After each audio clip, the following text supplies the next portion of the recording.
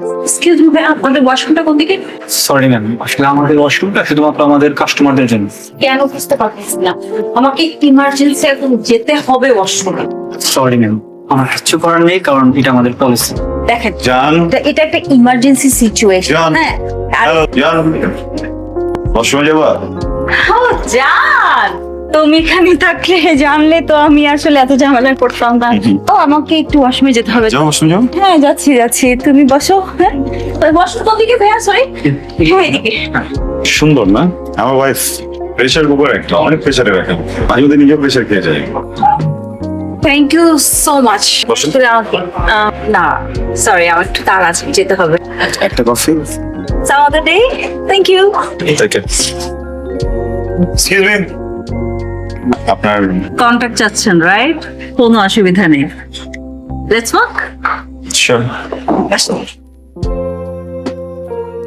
মানুষকে একবারই হেল্প করা ছাড়া আর কি কি হবি আছে আপনার মিস্টার আবির? আমি প্রত্যেকদিন কাজ শেষ করে আমার বাসার ছাদে যাই, 2-3 ঘন্টা বসে থাকি, আকাশ দেখি। বাহ, ভালো তো। আচ্ছা, আপনি যে আমার সাথে, কি আপনি চাচ্ছেন আপনার সাথে এখন আপনার বাসা ছাড়া যাই? আপনি আমার বাসার ছাদে যাবেন? অসুবিধা নাই, যাবো চলেন, আকাশ দেখবো আজকে আপনার সাথে।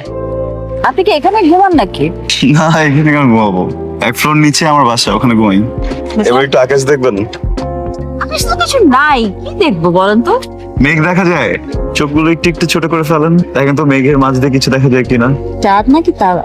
আসলে আমাদের লাইফটা আকাশের মতো, আশেপাশে সবকিছুই থাকে কিন্তু ফোকাসের অভাবে আমরা কিছুই দেখতে পারি না। আপনি এইভাবে দেখেন, একটু পরে চাঁদও খুঁজে পাবেন। দেখা যায় চাঁদ, দেখলেন? দেখেননি? হ্যাঁ,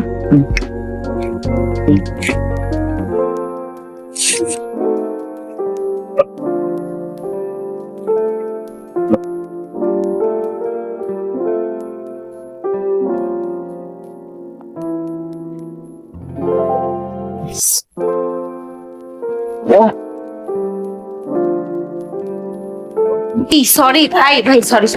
কি রে সিন্ধু, 9টায় আমি বুকিং দিয়ে রাখছি, তুই এখন আসো 9:30টায়। ভাবি কই? এই যে তোর ভাবি। ভাবি আমি সারপ্রাইজ। শোন, তোকে পরিচয় করে দিই।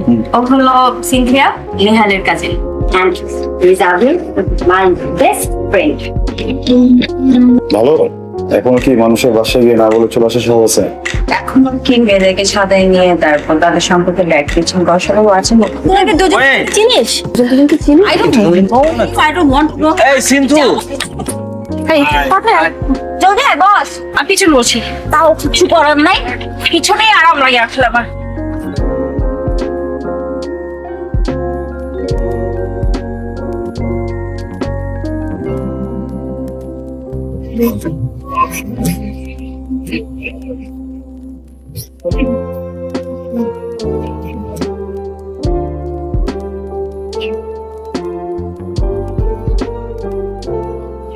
একটু সামনে বসি। কেন এখন কেন? যখন গাইতেছিলাম তখন বলছিলাম না উপরে বসতে।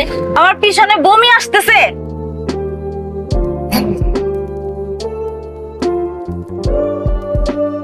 কি ব্যাপার বলো তো? মানে তনু, আমি বুঝলাম না, তোমাকে এখনো বিয়ে করতে পারলাম না, তুমি এখনই ননদ নিয়ে পড়ে আছো। ও না হতে তুমি তোমার ননদ তোমার শাশুড়ি নিয়ে ঝগড়া করো, তাহলে হবে? তুমি আমাকে মিন করতেছো? হওয়ার আগে তুমি তোমার মা বোনকে নিয়ে আমাকে কথা শোনাচ্ছ। সাজান, সরি। এই যে দেখো, আমার দিকে তাকাও। বললাম না আমি কথা বলবো না। আমি সরি বলতেছি তো, সব দোষ আমার।